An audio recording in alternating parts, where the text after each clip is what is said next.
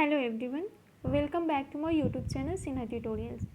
आज के SSC special GK session में हम लोग कुछ जीके के क्वेश्चन को कवर करेंगे, ठीक है, और उसके साथ ही उससे रिलेटेड जितने भी न्यूज होंगे उसको भी कवर करेंगे। तो चलिए स्टार्ट करते हैं, देखते हैं फर्स्ट क्वेश्चन कौन सा है। फर्स्ट क्वेश्चन है, लद्दाख इग्नाइटेड माइंड्स कार्यक्रम संबंधित है। ऑप्शन ए है लद्दाख में महिलाओं को पोषण सुविधा प्रदान करने से, ऑप्शन बी लद्दाख में स्टार्टअप को बढ़ावा देने से, लद्दाख के युवाओं को समग्र शैक्षणिक प्रशिक्षण मुहैया कराने से, या ऑप्शन डी लद्दाख में लघु उद्योगों से जुड़े लोगों को सहायता देने से। इसका सही आंसर होगा ऑप्शन सी, लद्दाख के युवाओं को समग्र शैक्षणिक प्रशिक्षण मुहैया कराने से, ठीक है। हाल ही में सेना की फायर एंड फ्यूरी कॉर्प्स ने कारगिल में भी इग्नाइटेड माइंड्स कार्यक्रम शुरू किया है। गौरतलब है कि पिछले वर्ष लेह में इग्नाइटेड माइंड्स कार्यक्रम की शुरुआत की गई थी। लद्दाख इग्नाइटेड माइंड्स कार्यक्रम का उद्देश्य लद्दाख के युवाओं को समग्र शैक्षणिक प्रशिक्षण मुहैया कराना है। कारगिल में इस कार्यक्रम से विशेष रूप से कारगिल की लड़कियों को विभिन्न परीक्षाओं के लिए पूर्ण और निःशुल्क आवासीय कोचिंग मुहैया कराई जाएगी। कार्यक्रम में प्रशिक्षण प्राप्त करने के लिए शर्तें: अभ्यर्थी लद्दाख का मूल निवासी हो, 12वीं कक्षा में 70% अंक मिले हों, परीक्षा की तैयारी कर रहा हो, वार्षिक पारिवारिक आय 3.5 लाख रुपया से कम हो। कानपुर का गैर सरकारी संगठन राष्ट्रीय एकता और शैक्षणिक विकास संगठन इस कार्यक्रम को लागू करेगा, जबकि सेना प्रशासनिक सहयोग देगी। भारतीय संविधान सभा की पहली बैठक कब हुई थी? 26 जनवरी 1950, 9 दिसंबर 1946, 15 अगस्त 1947 या 19 नवंबर 1946। इसका सही आंसर है ऑप्शन बी, 9 दिसंबर 1946। इससे रिलेटेड और भी देख लेते हैं क्या कुछ इम्पोर्टेंट। नवंबर 1946 को संविधान सभा की पहली बैठक हुई थी। इस बैठक में 211 सदस्यों ने हिस्सा लिया था। क्योंकि मुस्लिम लीग ने स्वतंत्र पाकिस्तान की मांग उठाते हुए इस बैठक का बहिष्कार कर दिया था। वहीं देसी रियासतों ने इसमें शामिल होने से पहले ही मना कर दिया था। हालांकि बाद में देसी रियासतों के कई प्रतिनिधि इसमें शामिल होने लगे थे। 3 जून 1947 को लॉर्ड माउंटबेटन ने भारत के विभाजन की योजना प्रस्तुत कर दी, तो उसके बाद देसी रियासतों के अधिकांश प्रतिनिधि इसमें शामिल हो गए। भारतीय हिस्से की मुस्लिम लीग के सदस्य भी संविधान सभा में शामिल हुए। राष्ट्रीय रोग नियंत्रण केंद्र एनसीडीसी के संबंध में निम्नलिखित कथनों पर विचार कीजिए। कथन 1 है, यह स्वास्थ्य सेवा महानिदेशालय, स्वास्थ्य एवं परिवार कल्याण मंत्रालय के तहत एक संस्था है।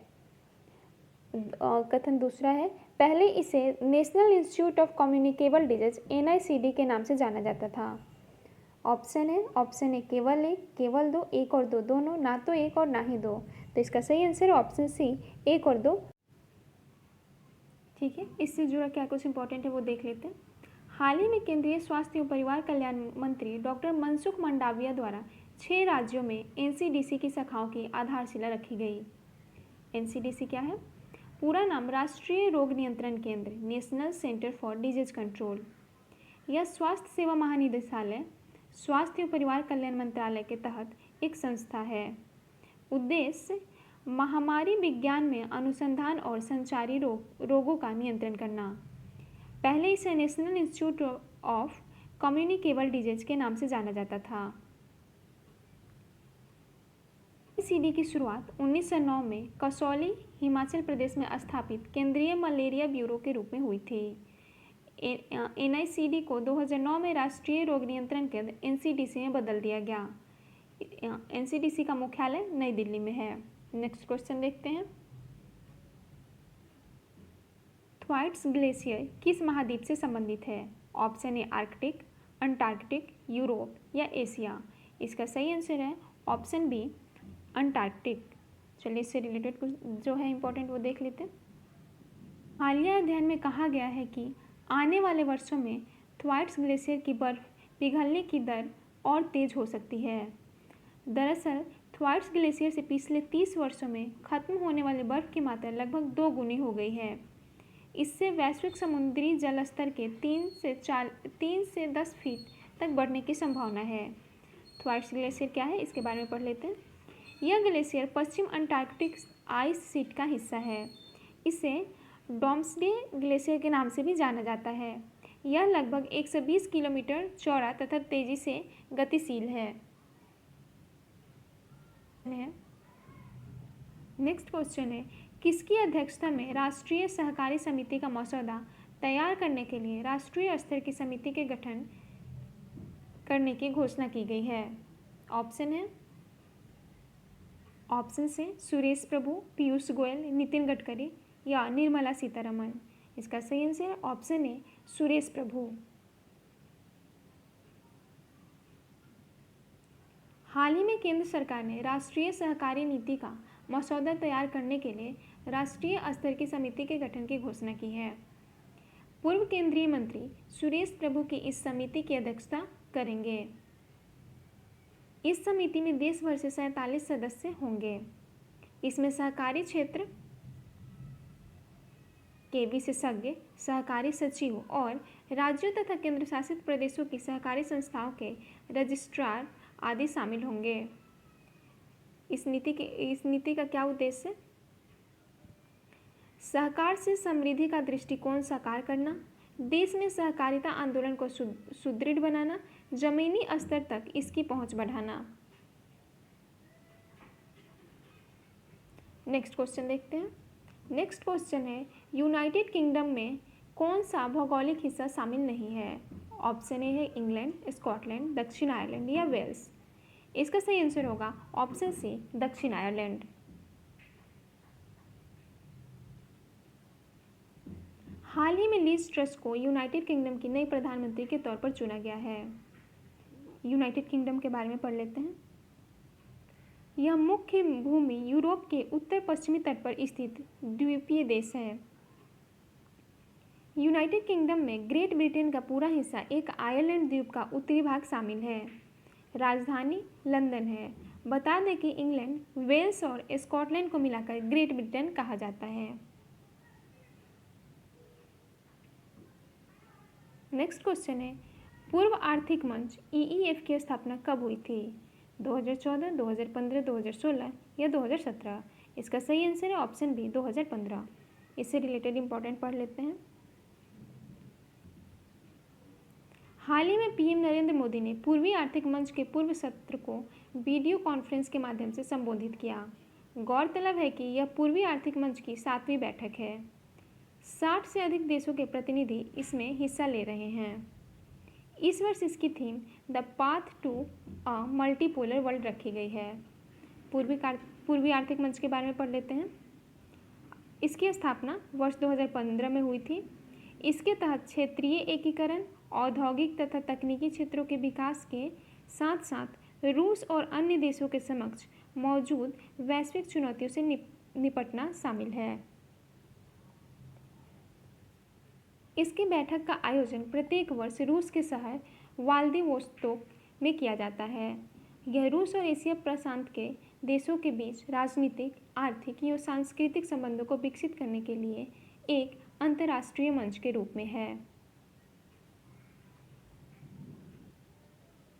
नेक्स्ट क्वेश्चन है, निम्नलिखित में से किस स्थान पर एक उन्नत जल प्रबंधन का साक्ष्य कहाँ से प्राप्त हुआ है? कालीबंगा, आलमगीरपुर, लोथल या धौलावीरा।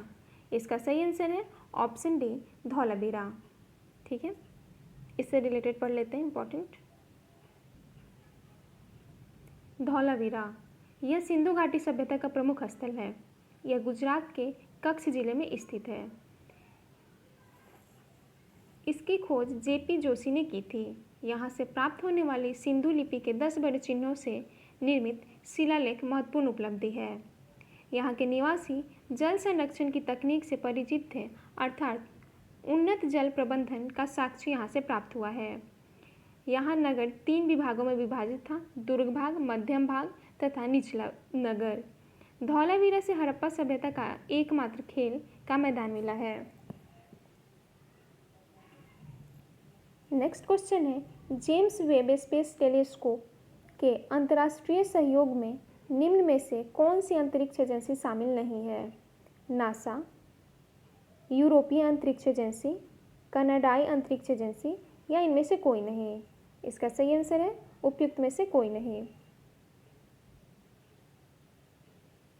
हाल ही में जेम्स वेब स्पेस टेलीस्कोप ने 30 डोरेडैस टॉर्टेयुला नेबुला नामक नेबुला की तस्वीरों को कैप्चर किया है। जेम्स वेब स्पेस टेलीस्कोप के बारे में पढ़ लेते हैं। इसको लॉन्च किया गया था दिसंबर 2021 में। यह टेलीस्कोप नासा, यूरोपीय अंतरिक्ष एजेंसी और कनाडाई अंतरिक्ष एजेंसी के बीच एक अंतर्राष्ट्रीय सहयोग का परिणाम है। यह हबल टेलीस्कोप के अगले चरण या संस्करण के तौर पर है। यह शक्तिशाली इंफ्रारेड स्पेस टेलीस्कोप है। यह L2 लैग्रेंज पॉइंट पर है, जो सूर्य के चारों ओर पृथ्वी की कक्षा से लगभग 1.5 मिलियन किलोमीटर दूर है। लैग्रेंज पॉइंट 2 पृथ्वी सूर्य प्रणाली के कक्षीय तल के 5 बिंदुओं में से एक है। हाल ही में राजपथ का नाम बदलकर क्या रखा जाने का निर्णय लिया गया है? कर्तव्य पथ, शौर्य पथ, वीर पथ या राष्ट्रपथ? इसका सही आंसर है ऑप्शन ए, कर्तव्य पथ। दिल्ली के प्रतिष्ठित राजपथ का नाम बदलकर कर्तव्य पथ रखा जाएगा। इसके लिए NDMC की बैठक में इससे संबंधित प्रस्ताव पर सहमति मिल गई है। गौरतलब है कि 1920 के आसपास राजपथ का नाम किंग जॉर्ज पंचम के नाम पर किंग्सवे कर दिया गया था। आज़ादी के बाद किंग्सवे का नाम राजपथ कर दिया गया था। वहीं इसे विभाजित करने वाली सड़कें किंग्सवे का नाम बदलकर जनपथ कर दिया गया था। क्वेश्चन है, रेमन मैग्सेसे पुरस्कार की शुरुआत किस वर्ष हुई थी? 1956, 1957, 1958 या 1959? इसका सही आंसर है ऑप्शन बी, 1957 में रेमन मैग्सेसे पुरस्कार सुर्खियों में रहा है। रेमन मैग्सेसे पुरस्कार के बारे में पढ़ लेते हैं, यह क्या है। इसकी शुरुआत 1957 में हुई थी। यह एशिया का प्रमुख और सर्वोच्च सम्मान है। इसका नाम द्वितीय विश्व युद्ध के बाद फिलीपींस गणराज्य के तीसरे राष्ट्रपति रेमन डेल फिएरो मैग्सेसे के नाम पर रखा गया है। इस पुरस्कार से सम्मानित प्रमुख भारतीय हैं मदर टेरेसा, अरुण शौरी, महाश्वेता देवी, अरविंद केजरीवाल, किरण बेदी, रवीश कुमार, सोनम वांगचुक, अंशु गुप्ता। ठीक है फ्रेंड्स, तो आज के सेशन में बस इतना ही। ऐसे इंपॉर्टेंट जीके के क्वेश्चन देखने के लिए मेरे चैनल को सब्सक्राइब कीजिए और अपने फ्रेंड के साथ शेयर कीजिए। Thank you.